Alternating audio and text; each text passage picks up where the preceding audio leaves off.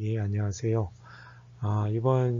이번 영상을 통해서는 우리가 본 강의 시간에 다룰 수 없는, 시간 관계상 다룰 수 없는 그런 좀, 이렇게 좀 우리 강의 범위를 벗어나는 그런 얘기들에 대한 어떤 참고 영상을 준비해 봤습니다. 그래서 원래는 한 영상으로 처음에 만들었다가 너무 길어서 한 시간이 넘어가는 분량을 여러분 보지도 않을 것 같아서 그걸 세 개로 쪼개게 됐고, 그 첫 번째로 시장이 우리 자본주의 시장 경제의 어떤 출발점이라고 하는 시장이 왜 생겼고 무엇인지, 시장은 어떻게 구성되는지, 뭐 이런 얘기들을 다루고자 합니다.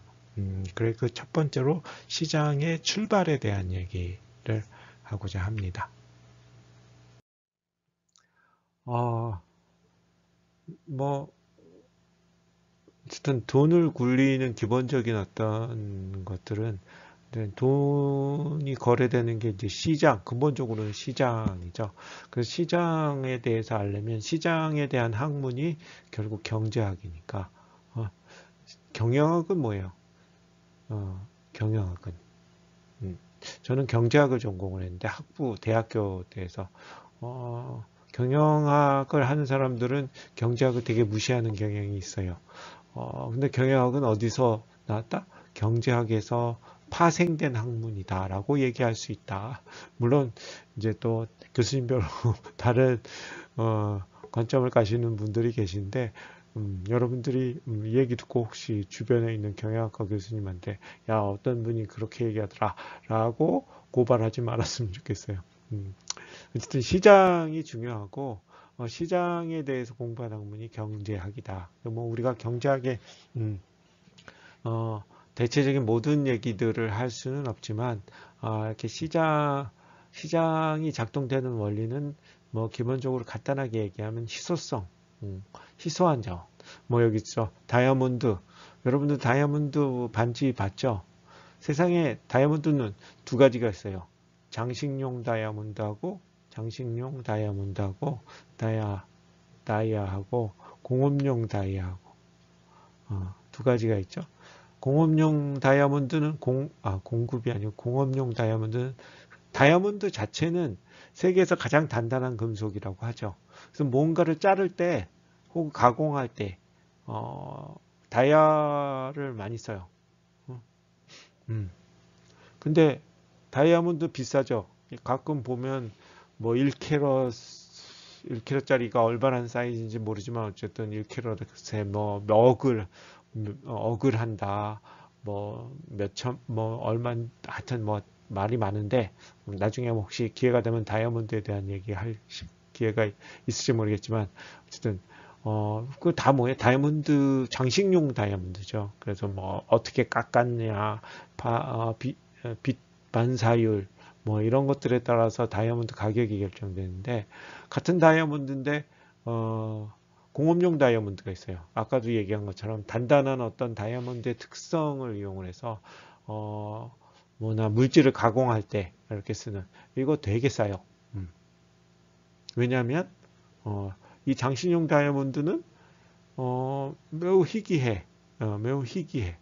그러니까 그렇게 가공하기도 쉽지 않고 그 성분 자체가 그렇게 값비싼 어떤 빛깔을 내는 뭐 이런 게 흔치 않다는 거죠. 공업용 다이아몬드는 흔해. 다이아몬드 자체가 그렇게 희귀한 건 아니라는 거죠. 그 중에 장신용 다이아몬드가 희귀하다는 거죠. 그래서 장신용 다이아몬드 되게 비싸고 공업용 다이아몬드는 싸고. 자, 이건 근데 이 다이아몬드는 뭐 기업에서 필요하지만 어, 여러분 저는 다이아몬드 반지가 있어요. 결혼할 때 쬐끄만 거 하나 집사람이 사줬는데 한 번도 껴본 적이 별로 거의 결혼식 하는 날 껴봤나? 그 다음에 껴본 적이 없어. 왜냐하면 뭐 지금도 반지를 안 끼고 다니지만 저는 이렇게 끼는 거 별로 안 좋아해서 어, 아무 우리한테 사실 실질적인 어떤 이런 걸 주지 않아요. 근데 산소 어때요? 여기 나오는 지금 산소. 우리 산소 없으면 바로 죽잖아. 인간 생명에 있어 가장 중요한 부분이죠. 근데 산소 여러분 숨 쉰다고 돈 내나? 안 내죠. 그러니까 희소한 거와 가치는 좀 다르다. 인간에게 주는 가치와 희소하다는 건 다르다는 거죠. 다이아몬드는 무진장 비싸. 산소는 그렇게 안 비싸요. 우리 몸에 물 되게 중요하죠. 근데 다이아몬드 가격에 비하면 생수는 세 발에 필 수 있다. 그래서 이런 희소성의 근거에서 이 희소한 자원들을 누가 가질 것이냐 하는 얘기를 하는 게 시장의 얘기고, 그 시장은 우리가 생각하는 물건의 가치, 실질적인 가치와는 좀 다를 수 있다 하는 점 여러분 이해해야 되고, 또 여러분 세상을 살면서 정말 잊지 말아야 하는 정말 인생 키워드예요. 세상에 공짜는 없다. 여러분들이 지금 친구가 밥 사준다고 나가면 낼름 먹죠.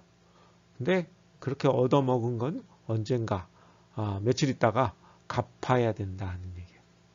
내가 다시 사야 된다.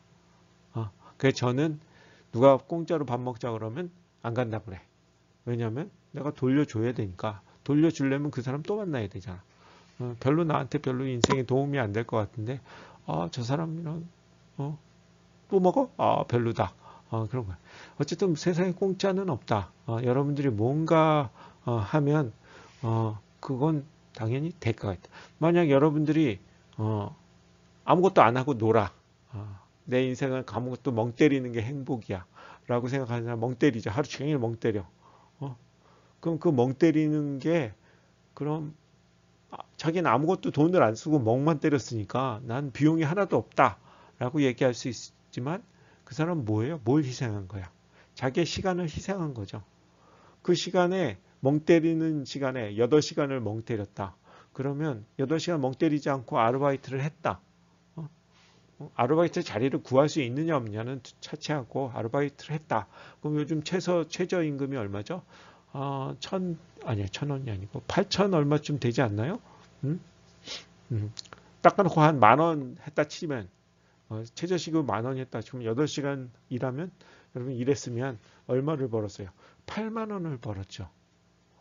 그러니까 그 사람 멍 때리는 데 대한 기회비용은 8만 원이라는 거예요. 세상에 공짜, 무의미한 시간 이런 건 없다는 거다. 이 부분은 정말 여러분들이 사실 재테크의 기본은 그거예요. 세상에 공짜는 없다. 가끔 사기 피해자들 얘기 많이 나와요. 신문에 보면 얼마 전에 갑자기 생각이 안 나는데 무슨 무슨 펀드 사기 이런 얘기 많이 났었는데 그런 사기들의 전형이 뭐냐면 지금 은행 금리가 1%도 안 되는데 내가 1년에 10% 줄게. 나한테 투자해봐. 그럼 은행 금리가 1% 정도라 그러면 10배잖아요. 사람이 혹하죠. 근데 뭔 수로 용 빼는 제조 아니면 뭔 수로 은행에다 맡기면은 1%밖에 안 되는데 그걸 10배로 불리는 수가 있겠어요. 그러면 그 사람은 뭐죠?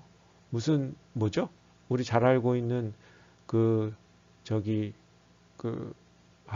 미국의 엄청난 부자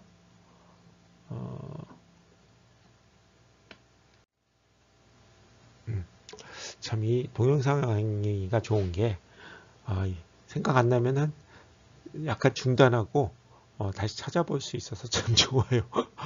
요즘 저도 여러분들 화면에서 보이지만 나이가 들어가면서 50대 중반을 넘어가면서 기억력이 확실히 떨어지는 그래요. 그래서 어쨌든 아까 얘기한 워렌 버핏이라는 사람도 용 빼는 재주가 있는 게 아니다.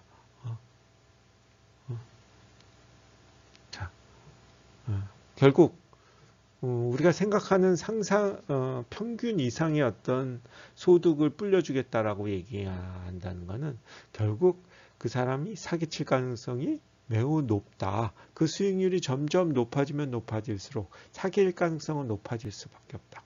왜냐하면 용 빼는 재주가 없으니까. 뭐 정확한 얘기는 아닌데 제가 주워 들은 얘기 중에 하나가 정말 훌륭한 펀드 매니저다. 뭐 이렇게 금융기관에 돈을 굴려서 투자하는 펀드 매니저다. 이런 펀드 매니저의 평균 훌륭한 펀드 매니저의 평균 수익률은 은행 이자율의 한 3배 정도 만들면 훌륭한 거다. 라는 얘기들이 있어요. 근데 은행 이자율이 1%인데 그걸 10%로 10배를 튀겨주겠다? 이거는 거의 사기에 가까운 거다. 라고 예. 뭐 운이 좋아서 가끔 그럴 수는 있겠지만 일반적으로는 그렇게 만들기 힘들다. 그래서 그런 어떤 사기에 가까운 수익률을 올려주는데 사람들이 저는 참 신기하게도 혹해서 거기에 투자하고 결국 피를 보게 되는 참 이런 것들을 보면 안타깝다. 여러분들도 반드시 이거 하나는 기억해 둬야 된다. 공짜는 없다. 뭔가 높은 수익률은 그만한 대가를 지불할 수밖에 없다는 거죠. 그 대가를 만드는 게 시장이라는 거다. 자, 수요와 공급에 대한 얘기는 좀 전문적인 얘기니까 넘어가도록 하겠습니다.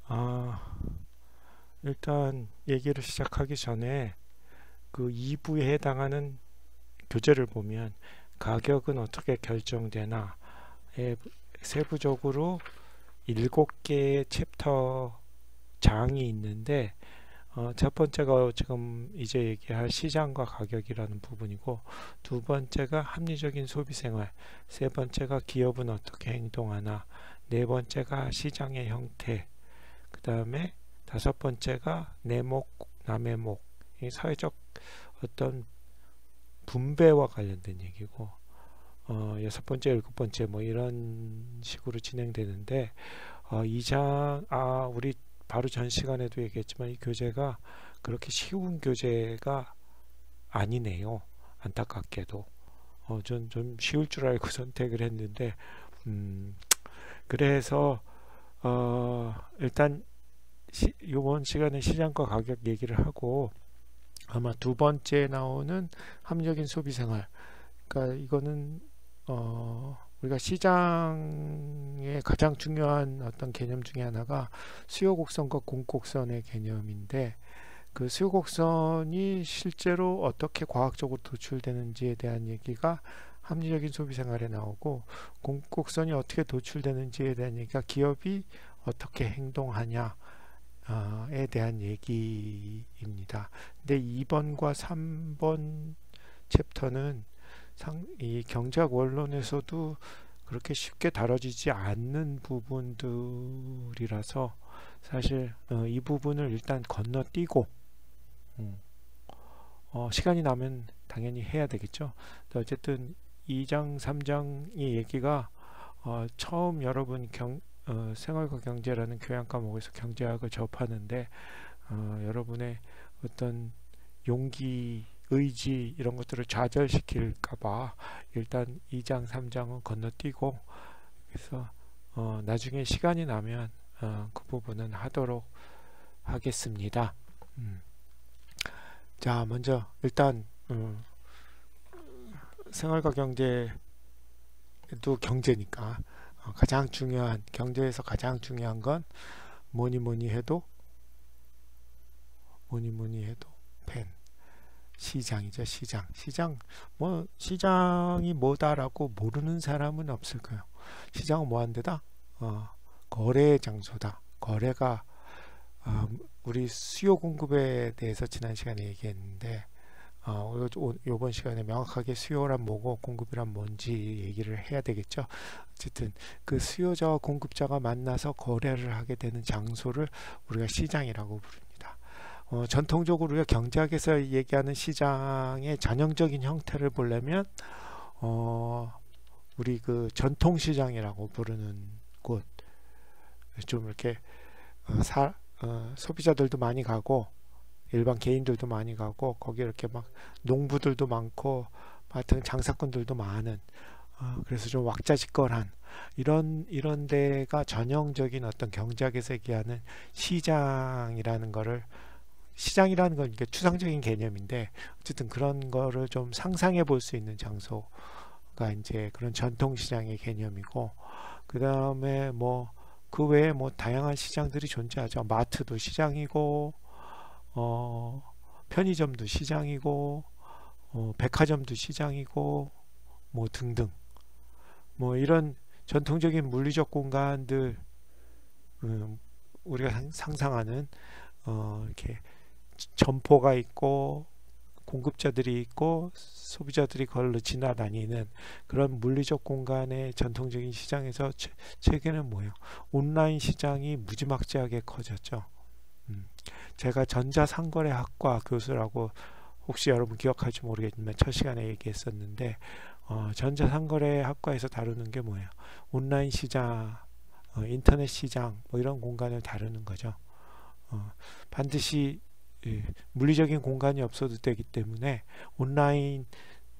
온라인만 성립되는 어떤 그런 어떤 공간에서도 시장이 작동하고 늘 작동하고 24시간, 물리적 공간의 시장은 뭐예요? 24시간 작동하기 어렵단 말이죠. 왜냐하면 사람이 거기 있어야 되는데, 근데 추상적 공간에서는 사람이 개입 안 해도 어떤 정해진 메커니즘에서 거래가 이루어지는 그런 시장. 일본의 안타깝게도 코로나로 인해서 물리적 공간의 시장, 음식 시장, 그 다음에 뭐 마트, 할인점, 이마트, 뭐 여러분 잘 알고 있는 롯데마트 다 적자예요. 난리도 아니죠. 뭐 워낙 이제 사실 이 시장의 개념이 이 물리적 공간에서 인터넷 공간, 추상적 공간으로 옮기는 어떤 패러다임의 변화가 있는 와중이기 때문에 사실 그거를 코로나가 더 가속화시킨 그런 경향이 있지만, 근데 얼마 전에 뉴스 보니까 물리적 공간에서의 거래 확 줄어들었고, 그 대신 이 온라인 오픈마켓이라고 부르는 뭐 옥션이니 G마켓이니 11번가니 뭐 이런 데 매출액은 최근에 엄청나게 증가했다는 뭐 이런 뉴스를 며칠 전에 봤는데, 어쨌든 그런 뭐 어떤 시장이든 결국 거래가 이루어지는 장소가 시장이다. 그리고 거래가 어떻게 이루어지냐 그 얘기를 이제 앞으로 하겠지만, 가격이 정해지면 그 정해진 결정된 그런 가격에 의해서, 정해진 가격이라기보다 시장에 의해서, 수요와 공급에 의해서 결정된 가격에 의해서 거래가 되는 거죠. 그 가격이 어떻게 결정되냐? 그럼 보이지 않는 손에 의해서, 누가 신이 있는 것도 아닌데 수요자 공급자가 이렇게 만나서 자기가 하고 싶은 선택들을 하다 보면 아주 우연찮게 균형이 이루어지는, 그래서 우리가 균형이라는 얘기를 하죠. 균형이란 뭐겠어요? 안정된 상태. 수요하고자 하는 사람도, 수요자도, 물건을 팔라고 하는 공급자도 아무 불만 없이 그 시장에 결정된 가격, 결정이라는 표현이 좀 뉘앙스가 좀 다르긴 한데, 어쨌든 시장에서 소위 이루어진, 형성되는 가격에 의해서 거래하고, 사실 가령 짜장면 시장이다. 짜장면 지금 가격이 뭐 얼마인지 잘 모르겠지만 한 4,000원 한다. 그러면 4,000원에 어떤 개인이 난 짜장면 4,000원 주고 못 먹어, 3,000원 밖에 줄 수 없어 라고 생각하는 사람은 어떻게 돼요? 짜장면은 안 먹는 거죠. 지금 짜장면 가격이 4,000원이니까. 근데 반대의 경우 나 짜장면 10,000원 주고라도 먹고 싶어. 짜장면에 뭐 이렇게 좀 짜장면에 오리엔티드 된 사람, 이런 사람들은 10,000원 주고도 먹을 것 같은데 어떻게 해요? 시장에서는 4,000원에. 그럼 이 사람은 뭐야? 심리적으로는 10,000원을 지불할 용의가 있지만 실제 시장에 참여해서 지불하는 돈은 4,000원이죠. 그럼 뭐야? 6,000원만큼의 이득을 보는 거죠. 우리가 그거를 현실에서 이득이라고 생각하지 않지만 어쨌든 이렇게 객관적으로 보면 이득이란. 공급자도 마찬가지예요. 난 죽었다 캐나도 10,000원에 짜장면 팔 거야 하는 사람은 짜장면 시장에서 생존할 수가 없어요. 왜냐하면 짜장면 다 4,000원에 파니까 10,000원 파는 사람한테 누가 가서 사겠어? 나가 절대 안 먹지. 그런데 짜장면을 난 3,000원이라도 팔 수 있어. 내가 뭐 특별한 어떤 노하우가 있어서, 혹은 특별한 어떤 짜장면 만드는 비수가 있어서, 비법이라고 그러나 있어서 난 3,000원에 만들어서 3,000원에 팔 수 있는데 이 사람 3,000원에 안 팔아요. 4,000원 시장에서 다 거래되는 가격에 팔지. 그럼 이 사람 뭐야? 3,000원에도 팔 수 있는데 4,000원에 팔잖아. 1,000원 이득 보는 거지. 그런 것들이 아주 정교하게 보이지는 않지만 그게 이루어지는 게 소위 가격구여져라는 거죠. 그 다음에 또 하나 중요한 개념, 기초 개념 중에 하나가 유량과 저량의 개념이에요. 순서가 잘못됐는데 유량이 플로우고 저량이 스톡이죠. 스톡은 딱 멈춰져 있는 크기. 그 다음에 플로우는 뭐예요? 이렇게 흘러가는 양. 여러분들 교재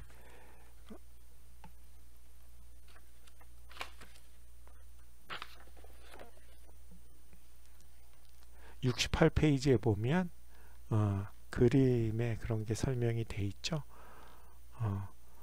첫 번째 나오는 빵꾸나에서 물이 흐르자. 이렇게 해서 우리가 희소성과 시장의 출발에 관련돼서 간단하게 정리를 해봤고요. 다음 시간에는 시장을 구성하는 수요와 공급에 대한 얘기를 이어서 진행하도록 하겠습니다.